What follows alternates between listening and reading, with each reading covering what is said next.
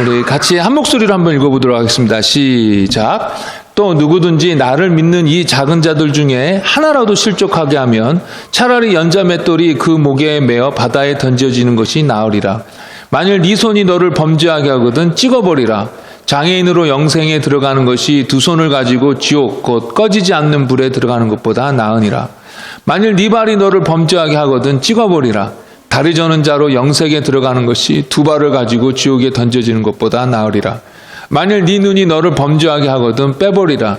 한 눈으로 하나님의 나라에 들어가는 것이 두 눈을 가지고 지옥에 던져지는 것보다 나으니라. 거기에서는 구더기도 죽지 않고 불도 꺼지지 아니하느니라.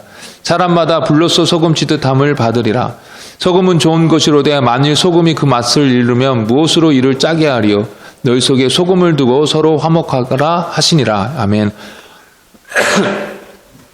한 9년 전에요. 그 마스힐 바이블 처치라는 아주 큰 교회의 담임 목사님이었던 그 롯벨 목사님이, 롯벨이라는 분이 사랑에 이긴다라는 책에서 지옥은 없고 모든 사람은 다 죽어서 결국 천국에 간다라고 주장을 했습니다. 이분의 주장의 핵심은 무엇이었냐면 하나님은 사랑의 하나님이신데 단지 예수님을 믿지 않았다는 이유로 이 땅에 살았던 사람들을 영원토록 지옥에서 고통받게 한다는 것은 말이 안 된다라는 것입니다. 이분이 미국 개신교회에서 아주 큰 영향력을 끼쳤던 분이라 지옥이 없다라고 이분이 이렇게 주장한다는 소문이 퍼져서 이 사랑이 이긴다라는 이 책이 그때 당시에 뉴욕타임즈 베스트셀러 2위까지 올라가게 되었었습니다. 이렇게 모든 사람이 결국 전국적으로 천국에 가게 된다라는 주장을 만인구원론이라고 하는데요. 이런 주장이 참 설득력 있게 들립니다. 하나님은 사랑의 하나님이신데 그럼 그렇지 어떻게 사람을 영원토록 고통 가운데 있게 할 수 있겠어? 결국은 다 구원받게 되는 것이 맞지라고 이렇게 생각하게 되는 것입니다. 그런데요, 이런 주장은요, 성경에서 분명하게 말씀하고 있는 내용에 대해서 이렇게 좀 뭐랄까요, 무시한다고 하는 것입니다. 그리고 자기가 이해할 수 있는 범위 안에서만 성경과 하나님을 받아들이는 것입니다.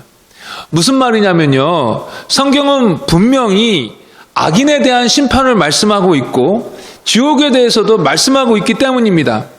그리고 하나님은 공의의 하나님이시기 때문에 반드시 죄에 대하여 심판하는 분이시라고 분명히 말씀하고 있습니다. 성경에 참 그런 내용이 많이 있지만 몇 개의 성경 말씀만 잠깐 살펴보겠습니다. 이사야 30장 18절에 보면 대저 여호와는 정의의 하나님이시니라, 공의의 하나님이시다라고 말씀하고 있고요. 베드로후서 3장 7절 보면 그러나 지금 있는 하늘과 땅도 불사르기 위하여 그 동일한 말씀으로 보존되고 있으며 경건하지 못한 자들이 심판을 받아 멸망을 당할 날까지 유지됩니다.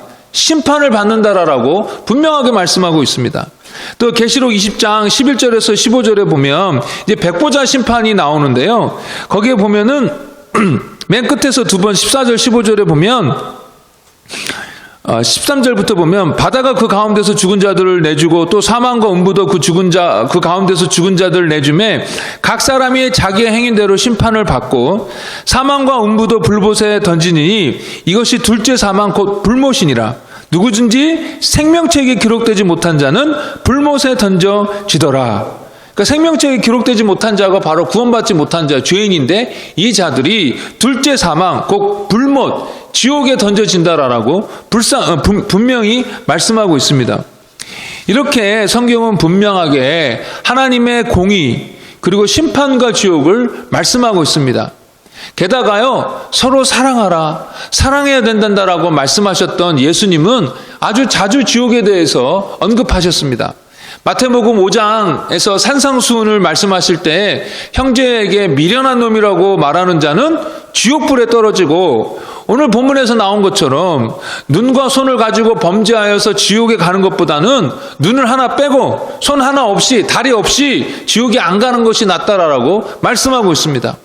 또 12사도를 파송하시면서 영과 육을 지옥으로 한꺼번에 멸망시키는 그 하나님을 두려워하라라고 말씀하시고요. 또 회개하지 않는 가버나움에 대해서 지옥으로 저주하셨고, 베드로의 신앙 고백에 대해서 칭찬하시면서 교회가 세워질 것을 말씀하시는데, 그때도 지옥의 권세가 넘보지 못할 것이다 라고 말씀하셨습니다. 또 위선자들이 그 히포크리트들이 처해질 곳이 지옥이라고 말씀하셨고, 하나님의 그 두려우심을 말할 때 사용되었던 소재도 지옥이었고요. 오늘 본문에 나와 있던 것처럼 실족시키는 자들에 대해서 경고하면서도 지옥을 말씀하셨습니다. 또한 부자와 나사로의 비유를 드시면서 지옥의 실제를 말씀하셨습니다. 성경은 이렇게 심판과 지옥에 대해서 아주 분명하게 말씀하고 있습니다. 구약을 보면요, 이스라엘에 대한 이 하나님의 심판이 얼마나 무서운지를 실감하게 되는데요. 신명기 28장에 보면 이스라엘이 하나님의 말씀에 순종할 때 하나님께서 이렇게 축복하시겠다라는 내용이 1절부터 14절까지 나옵니다. 그런데 하나님의 말씀에 불순종할 때 너희들은 이런 저주를 받게 될 것이다 라고 하는 그 저주의 내용이 15절부터 68절까지 나옵니다. 그러니까 저주의 내용이 축복의 내용보다 약 4배 정도가 더 많습니다. 근데 이 저주의 내용, 이 심판의 내용이 얼마나 처절한지 모릅니다. 죽음, 파멸, 굶주림, 흩어짐, 빼앗김, 눈물 등등입니다. 심지어 엄마가 자기의 자녀까지 잡아먹게 될 것이라고 그렇게 말씀하고 있습니다. 에이, 그냥 겁만 주시는 거지 라고 생각할지 모르겠습니다. 그러나 이스라엘은 끝까지 하나님께 돌아오기를 거부하고 우상 숭배를 고집하다가 결국 하나님께서 이 신명기에서 말씀하신 이 저주의 내용을 고스란히 다 경험하게 되었었습니다. 심지어 먹을 것이 없으니까 여자들이 자기의 자식까지 잡아먹는 일이 생겼었습니다. 열왕기하 6장 29절 보면요, 그 내용이 나오고요. 에레미야 애가 4장 10절에서도 그런 일이 있었음을 증언하고 있습니다. 사랑의 하나님이 어떻게 지옥 같은 것을 만드시겠어? 어떻게 사람에 대해서 그렇게 모질게 심판하시겠어? 라고 생각하려는지 모르겠지만, 하나님은 충분히 경고하시고 달래시고 오래 기다리시지만, 그러나 결국 회개하기를 거부하고 죄 속에서 고집 피우는 사람들은 아주 무섭게 심판하시는 것입니다. 이스라엘이 그들의 역사 속에서 경험했던 그 무시무시한 심판이 바로 그 하나님의 이것의 구체적인 예가 되는 것입니다. 또 한 가지는요, 하나님의 이 사랑과 이 하나님의 심판이 조화롭지 못하라고, 서로 맞지 않는다라고 사람들이 생각합니다. 에이, 그럴 수 없지. 사랑의 하나님인데. 그러나 오히려 그 반대입니다. 여러분, 요즘 그 뉴스를 들으면서 좀 그런 뉴스를 좀 접하실 텐데요. 사람을 죽이고 강간하고 등등 그런 강력 범죄를 저질렀는데도 불구하고 그들에 대한 처벌이 너무나도 약한 것입니다. 몇 달 전 일인데요. 10살짜리 여자아이에게 술을 먹여서 남자가 강간을 했는데 그 강간범에 내려진 판결이 10년이었다가 다시 재심해가지고 3년으로 형량이 낮춰졌습니다.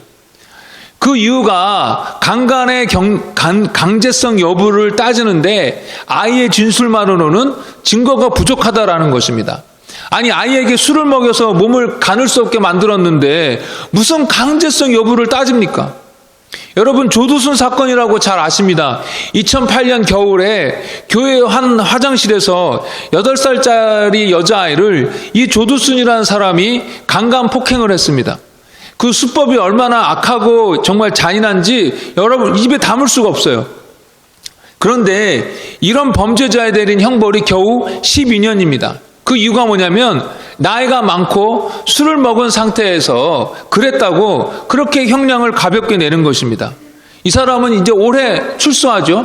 2012년 되니까 올해 출소합니다. 저는 법에 대해서 잘 모릅니다만은 한 평범한 시민으로서 이런 불공평한 말도 안 되는 판결 내용을 들게 되면 정말 피가 거꾸로 솟는 것 같습니다. 때로는 한편으로는 진짜 아들만 낳아서 다행이다 이런 생각도 들고요.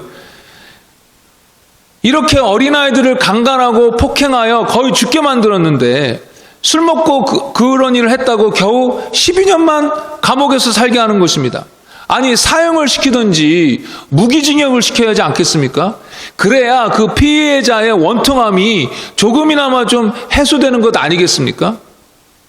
하나님의 형상을 가진 사람을 괴롭히고 학대하고 죽이고 그러면서도 여전히 죄 가운데 있으면서 실실 웃고 있는 자들, 하나님께서 사랑의 하나님이라고 그냥 그 사람들을 내버려 두면 그것이 정말 사랑의 하나님이겠습니까? 그것이 정말 공의의 하나님이시겠습니까? 아닙니다, 절대로. 요한계시록 6장에서는 순교자들이 우리를 죽인 원수를 언제나 갚아주시겠습니까? 라고 하나님께 부르짖습니다. 그때 하나님께서 갚아주실 거니까 조금만 기다리라고 하십니다. 네, 당연히 하나님이 갚아주셔야죠. 죄인들을 심판하고 그 심판의 결과로 지옥에 있는 것이 하나님의 사랑의 선풍과 맞지 않거나 아니면 하나님의 그 완전하심에 있어서 흠집이 되는 것이 아니라 오히려 악인에 대한 철저한 심판으로 하나님의 영광을 드러내는 것입니다. 이렇듯 하나님의 사랑에 있어서 심판 그리고 지옥이 맞지 않는다라는 주장은 성경과 다른 주장입니다. 이것은요, 자기가 이해할 수 있는 부분에서만 성경을 받아들이려고 하는 그런 태도에서 나온 주장이고, 이런 주장은 사실 하나님보다 자기가 더 위에 있다라고 주장하는 것입니다. 왜냐하면 하나님께서는 분명히 심판과 지옥이 있다라고 많이 말씀하셨는데도 불구하고 자기네들이 사람이 그럴 리가 없다, 아니다라고 주장하는 것입니다.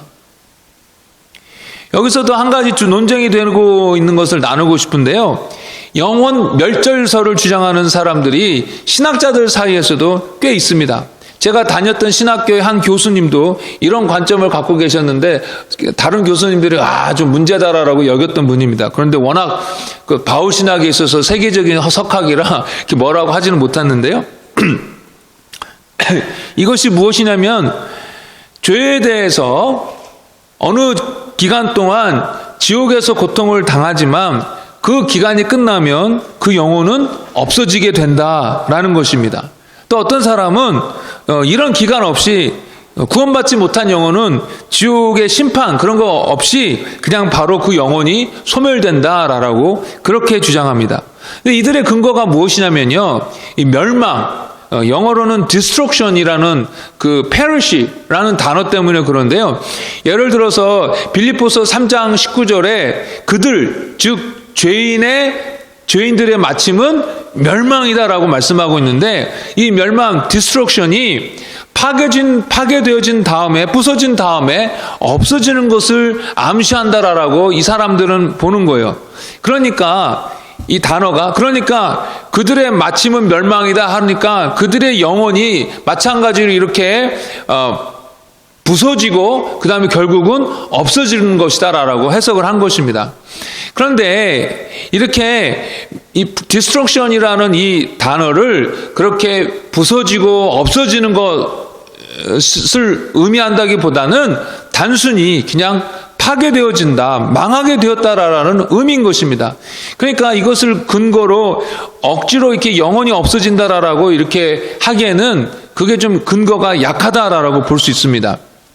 또 한 가지 이들이 주장하는 것은 뭐냐면은, 이 땅에서 사람들이 길게 살아봐야 100년인데 100년 동안 죄를 지긋지긋하게 지었다 해도 그것 때문에 영원토록 벌을 받는 것은 불공평하지 않는가라는 것입니다. 그래서 이 죄에 대해서 어느 정도 기간 동안 벌을 받고 그 존재가 없어지는 것이 맞다라고 하는 것입니다. 그런데 여기서 문제는 이 땅에서의 짓는 죄가 그저 우리 사람끼리 끝나는 죄가 아니라 이 죄는 근본적으로 다 하나님을 향하여 지은 죄다라는 것입니다.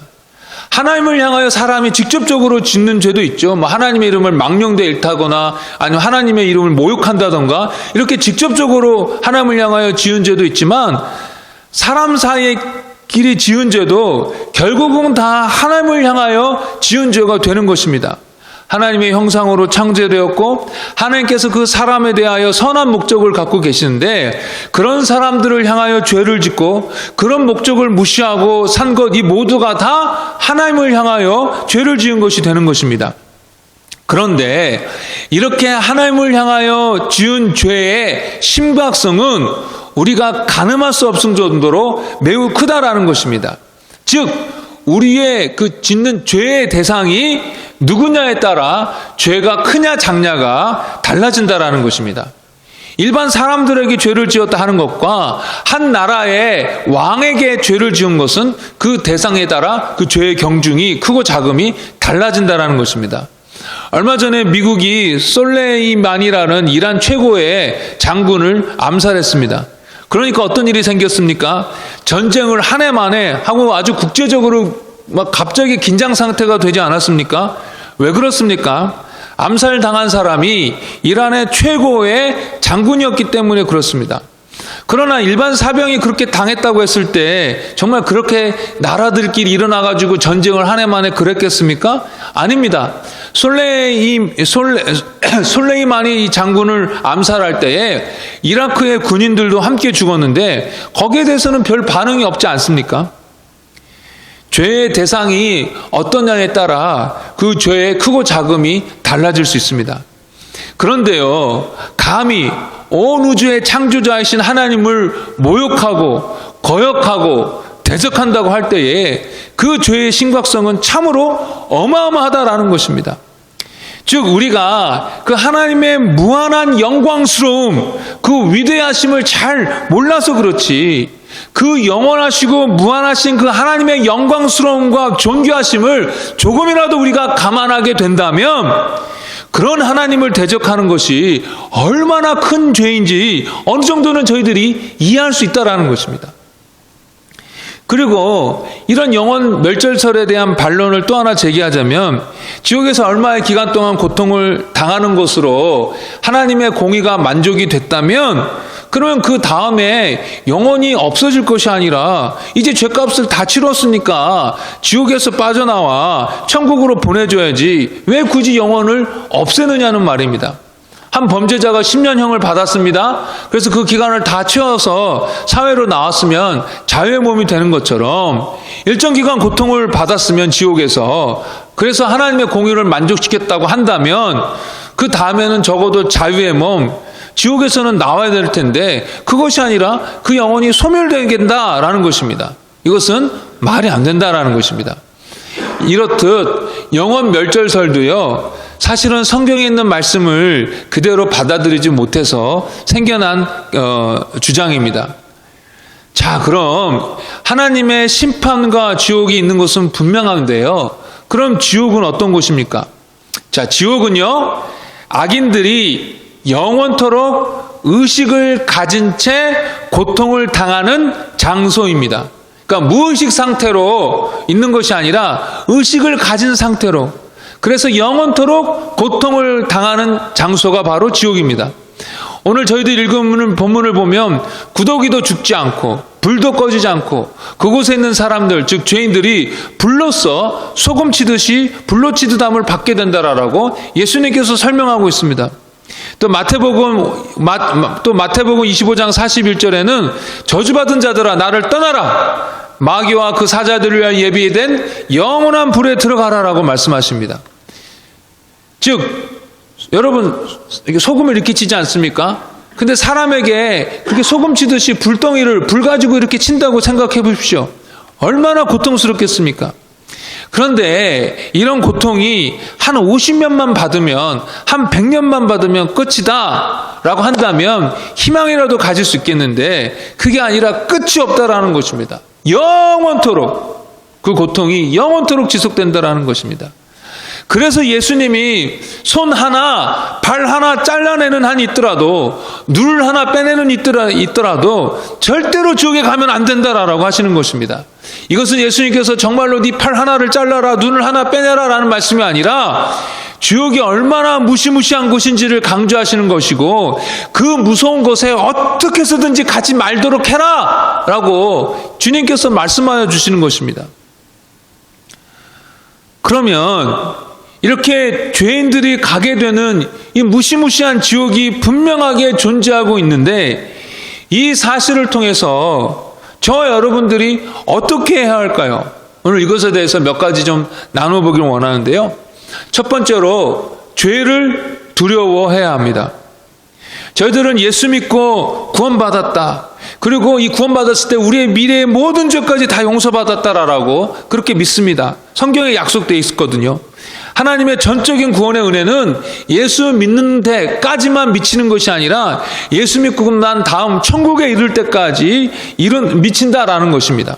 그런데 이 믿음이 참 좋은 믿음이고 바른 믿음인데, 그렇다고 해서 죄에 대하여 무감각하게 지내도 된다라든지 죄를 함부로 지어도 된다라는 말씀은 아닙니다. 사도 바울이 쓴 갈라디아서나 로마서는요, 오직 믿음으로, 행위가 아니라 오직 믿음으로 은혜로 말미암아 구원을 받는다라고 아주 강력하게 강조하고 있습니다. 그런데 그렇게 오직 은혜로 믿음으로 말미암아 구원받는 것을 강조하면서 동시에 죄에 대하여 또한 얼마나 강조하고 있는지 모릅니다. 갈라디아서 5장을 보면 율법을 강조하는 자들, 잘못된 복음을 전하는 자들에 대하여 저주를 받을지어다라고 사도 바울이 아주 강력하게 그들을 나무라는데, 그런 사도 바울이 이러이러한 죄를 짓는 자들은 천국을 유업으로 받지 못한다라고 말씀하고 있다라는 것입니다. 아니, 그럼 이게 무슨 말씀입니까? 오직 은혜로 구원받고 천국까지 가도록 지켜주신다라고 믿었는데 죄를 지으면 그러면 구원에서 떨어질 수 있다는 말씀입니까? 사실 우리 가운데 예수 믿지만 그럼에도 불구하고 죄를 안 짓는 사람이 어디 있겠습니까? 요한일서 1장에 보면요, 이미 예수 믿고 구원받은 사람에게 쓰여진 편지이거든요, 요한일서가. 그런데 그 사람들에게 뭐라고 요한 사도가 말하냐면, 죄가 없다는 자들은 오히려 스스로 속인 자다라고 말씀하고 있습니다. 그러니까 우리가 다 죄를 짓는다라는 거예요, 예수 믿어도. 예수 믿고 구원받은 자들도 여전히 타락한 육체를 입고 있기 때문에 죄된 본성이 우리 가운데서 여전히 활개치고 있고, 이것으로 인해서 우리는 갈등하는데 그 가운데 우리는 실수하여 범죄할 때가 있다라는 것입니다. 그러면 우리는 구원에서 떨어지는 것입니까? 아닙니다. 하나님의 이 구원의 은혜는 끝까지 이어집니다. 요한복음 10장에 이렇게 말씀하고 있습니다. 우리 한번 같이 읽어볼까요? 시작. 내가 그들에게 영생을 주노니 영원히 멸망하지 아니할 것이요 그들을 내 손에서 빼앗을 자가 없느니라. 그들을 주신 내 아버지는 만물보다 크시네 아무도 아버지 손에서 빼앗을 수가 없느니라. 그러니까 예수님 손에서도 못 뺐고 아버지 손에서, 하나님 아버지 손에서도 못 뺀다는 거예요. 그러니까 말도 안 되는 거죠. 예수님 손에서, 하나님 손에서 뺏는다는 건 불가능하다는 거예요. 하나님의 구원의 은혜는 이렇게 끝까지 책임지시는 은혜입니다. 그런데 정말 구원받은 사람들은 이렇게 죄를 짓게 되면은 죄에 대해서 괴로워하고 그 죄를 하나님 앞에 고백하고 다시 용서를 얻으며 하나님과의 관계가 회복이 됩니다. 이것이 제가 여러분들과 나눈 것이 이 칼빈의 개혁주의 입장에서의 구원관입니다. 저와 여러분들이 우리의 구원에 대해서 이해하고 있는 방식인데요. 이렇게 이름을 붙이자면 칼빈의 개혁주의 입장인데요.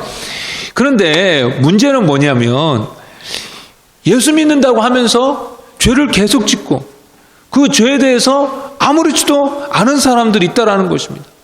과거에는 예수를 잘 믿고 심지어 위대하게 하나님의 영광을 위해서 쓰임받았는데 지금은 죄 가운데 있는 것입니다. 돌이키기를 거부하고 있는 것입니다. 이런 사람들도 정말 천국 갈 수 있나? 아니면 이런 사람들이 천국 간다면 너무 말이 안 되지 않나라는 고민을 일으키게 하는 그런 사람들이 있다라는 것입니다. 우리가 그 한 사람 한 사람에 대한 자세한 내막을 저희들이 다 모르기 때문에 뭐라고 단정적으로 말하기는 어렵습니다. 그런데 이런 사람에 대해서 어떻게 이해를 할 수 있냐면은 이렇게 죄 가운데 머물면서 과거에 예수님을 잘 섬겼고 또 사형까지 받았고 예수 믿는다고 함에도 불구하고 여전히 죄 가운데 머물며 회개하기를 거부하고 있다면 이 사람은 지금까지 어떻게 보였을런지는 모르겠지만 사실은 처음부터 예수를 제대로 믿지 않은 사람, 구원받지 않은 사람이었다라고 그렇게 해석을 하게 됩니다.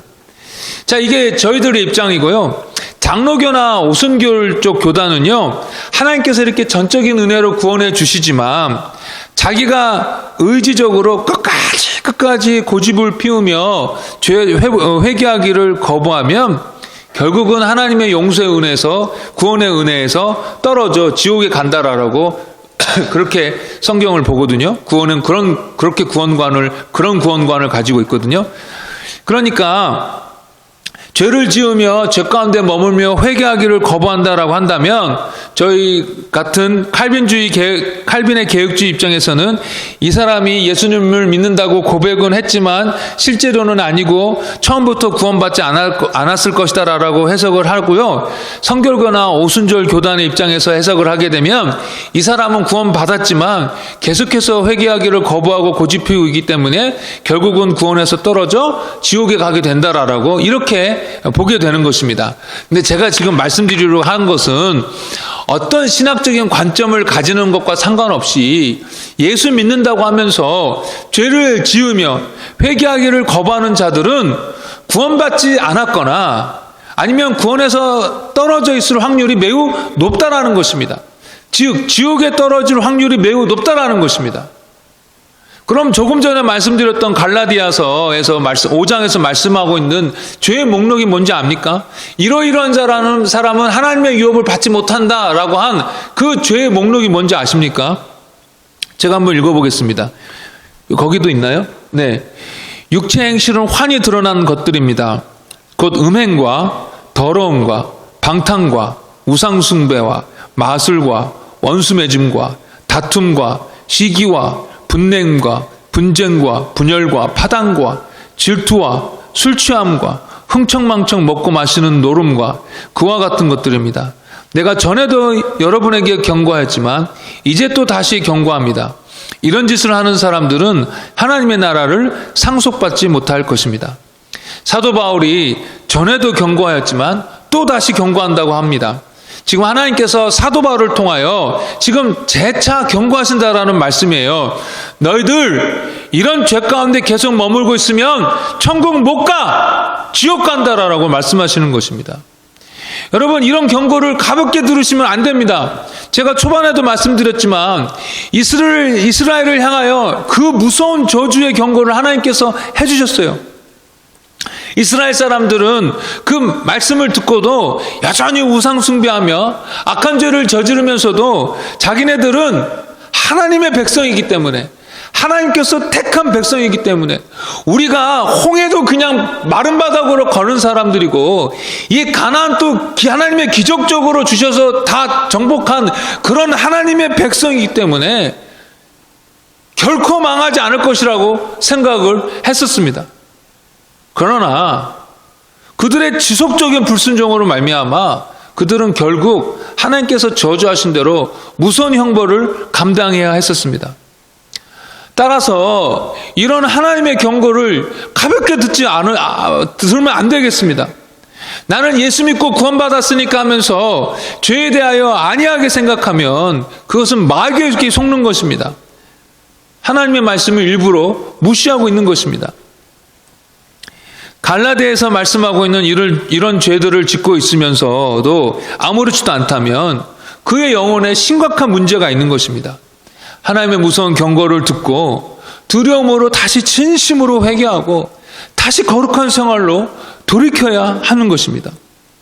두 번째로 이 지옥에 있다는 사실을 우리가 알면서 동시에 두 번째로는 우리가 이런 지옥에서 건진받았다라는 것, 구원받았다는 것에 대해서 감사해야겠습니다. 저희들의 의로움으로는 도저히 이 지옥의 운명에서 빠져나올 수가 없었습니다.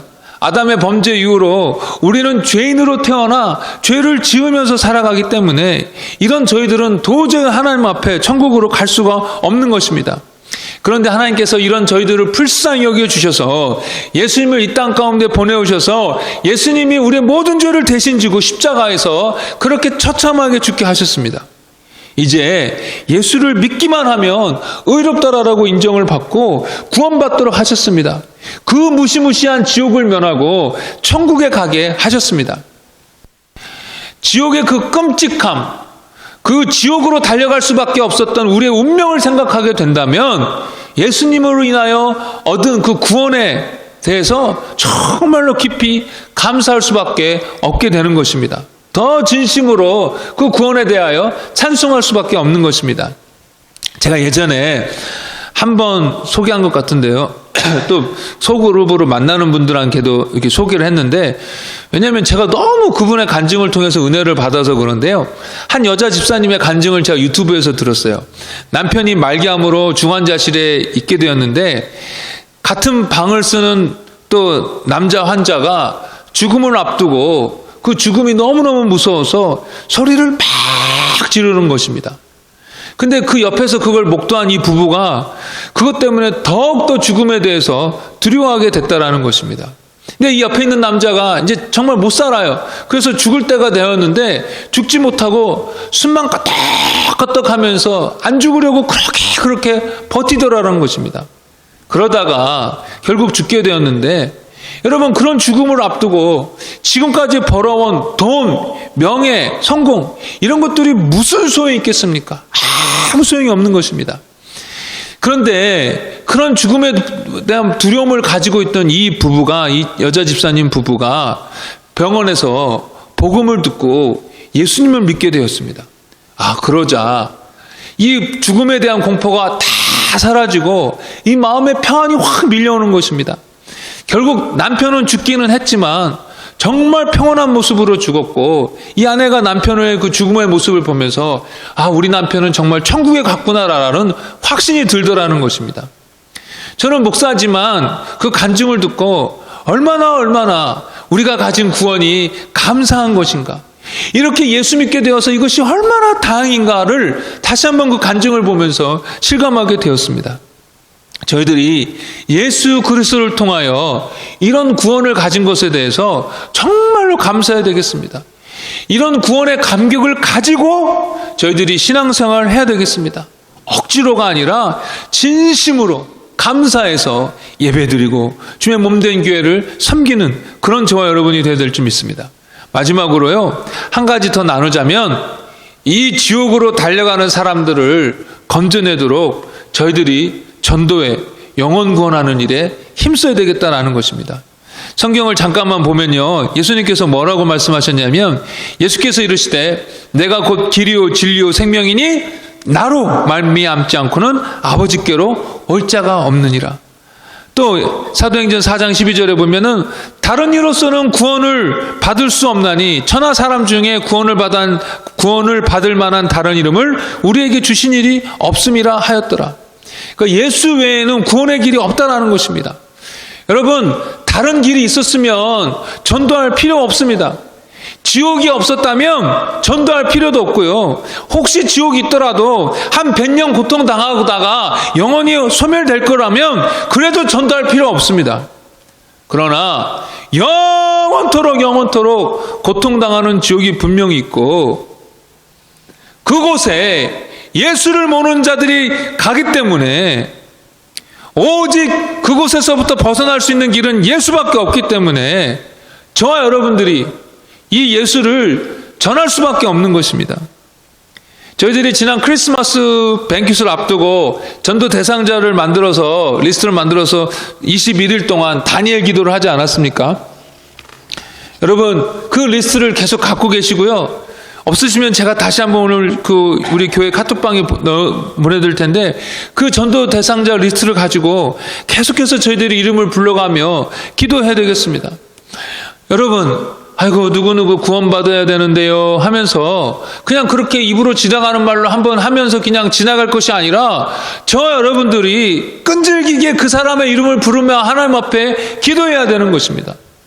여러분, 믿지 않는 식구가 있는데 여러분의 마음이 아무렇지도 않습니까? 느긋하십니까?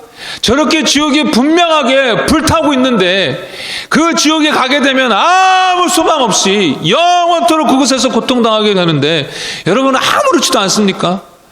여러분의 자녀들의 신앙에 대해서 여러분 정말 확신하고 계십니까? 목사님 기도해 주세요라고 기도 부탁을 하지만 여러분들 진심으로 여러분의 자녀와 여러분의 가족들을 위해서 그들의 영혼을 위해서 간절히 기도하고 있습니까?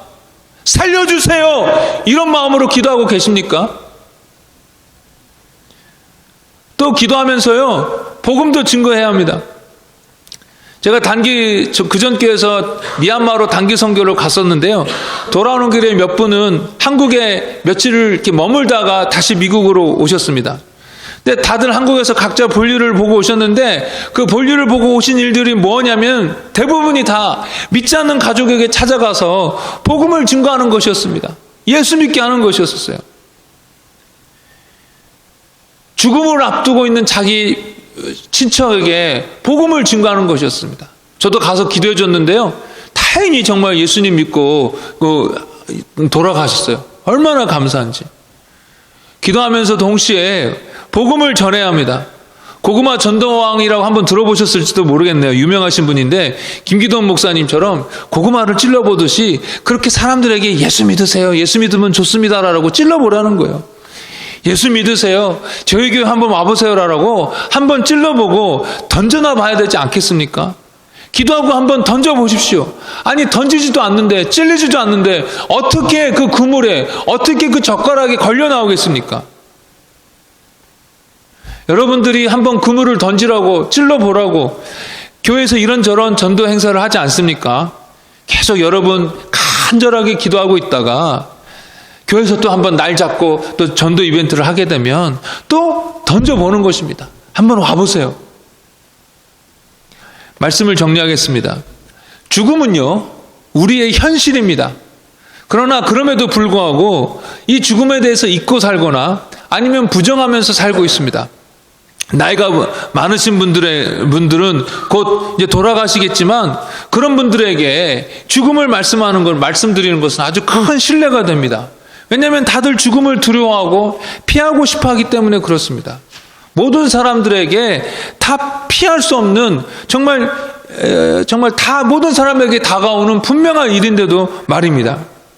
그런 상황에서 지옥이라는 것은 더욱더 피하고 싶은 주제일 것입니다. 그러나 피하고 싶다고 부정한다고 해서 그 지옥이 없어지는 것이 아니라는 것입니다. 제가 처음에 소개했던 롭 벨 목사님과 같이 많은 사람들이 지옥이라는 것을 이해할 수 없다. 어떻게 하나님이 그렇게까지 할 수 있겠는가 하면서 지옥을 부정합니다. 성경에 명확하게 나와 있는 것도요, 비유적으로 해석을 합니다. 그러니까 실제적으로 존재하는 지옥이 아니라 그저 어려운 상황, 현실을 말한다라고 해석을 하는 것입니다. 예를 들면 전쟁, 기아, 굶주림, 폭력 이런 현실을 말하는 것이라고 하는 것입니다. 그러면서 실질적으로 존재하는 지옥을 부정합니다. 제가 중학교에 들어가서 이제 수학을 배우는데 수학의 그 개념인 루트를 다음 거 한번 보실래요? 이 루트 개념을가 이해가 안 되는 거예요. 근데 저희 어머니가 수학을 진짜 잘했거든요. 그래서 저희 어머니한테 이 루트를 물어봤는데 어머니가 한참을 설명을 해줬는데도 이해가 안 되는 거예요. 얼마나 그것 때문에 속상했는지 그 책을 붙잡고 한참 울었어요. 그런데 이렇게 루트 개념도 이해 못하는 제가 대학교 수학 전공자가 배우는 토플로지라는 과목이 있는데 근데 그 추상 수학인데요. 그것을 제가 이해할 수 있겠습니까? 중학교짜리 학생이 못합니다. 그런데 제가 그걸 이해 못한다고 그것은 말이 안 된다고 그런 것은 없다라고 우긴다면 정말 이거 얼마나 한심한 일입니까? 얼마나 답답한 일입니까? 지혜와 능력이 한이 없으신 하나님은 성경을 통하여 분명히 죄에 대하여 심판하실 것이고 그리고 지옥을 통하여 영원히 형벌받게 하신다라고 말씀하고 계시는데도 많은 사람들이 그것은 내가 원하는 것이 아니야, 그것은 내가 이해할 수 없어 하면서 그것을 부정하는 것입니다. 그러면 이것이야말로 정말 한심하고 답답한 일 아니겠습니까? 제가 설교 초반에도 말씀드렸지만 자기네들이 하나님 위에 있다라고 생각하는 것입니다. 쥐뿔도 모르면서. 지옥은 분명히 있습니다. 그러면 여러분 어떻게 해야 되겠습니까? 예수 믿고 구원받아야 되겠습니다. 죄 가운데 있다면 두려움으로 돌이키고 의의 길을 가도록 해야 되겠습니다. 죄에 대하여 두려운 마음을 가지고 살아야 되겠습니다. 또한 이런 지옥에서 건져주신 그 구원의 은혜에 대해서 감사하고 지옥으로 빠져가는 영혼들을 구원하기 위하여 간절히 기도하고 구체적으로 노력해야 되겠습니다. 여러분, 지옥의 문제는요, 죽느냐 사느냐의 문제입니다. 이 부분을 꼭 명심하셔서 이런저런 거짓 가르침에 흔들림 없이 꼭 예수를 붙잡고 성실하게 예수를 따라가는 저와 여러분 되시기를 주의 이름으로 축복합니다. 우리 말씀에 근거해서 잠깐 기도하기 원하는데요.